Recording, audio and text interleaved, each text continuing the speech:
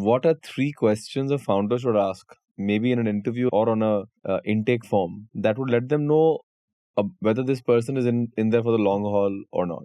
The first question I typically asked when I interviewed any guy was, what's the reason? If you've stayed with the company for 3 years, it's still fine, acceptable. If you've jumped ship before 3 years, why? So the answer would be, then maybe my manager, work was not exciting, this, that. So then my next question would be that if the work was not exciting, didn't you do your homework Very true. before you joined that? Very true. And if the company's vision hasn't changed from the day you joined, the day you thought to leave, then something was wrong when you evaluated them. So if you took a wrong decision then, are you not taking a wrong decision now? Tomorrow you may find this company also to be a wrong fit. So what's keeping you? What's keeping you grounded? Why are you leaving that? That was one question. Second question used to be that, why this company? Why not one of the biggies where you can probably make 2x the amount?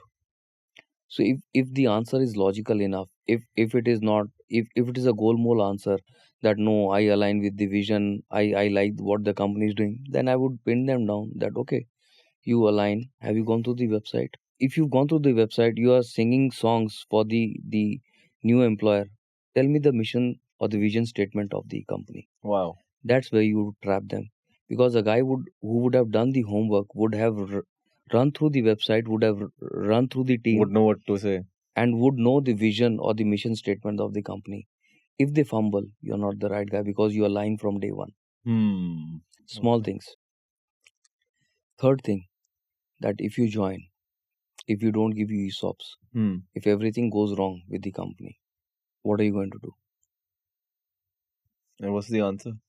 If again they give me a roundabout answer, if they give me an honest answer, it's fine. It shows me you are honest.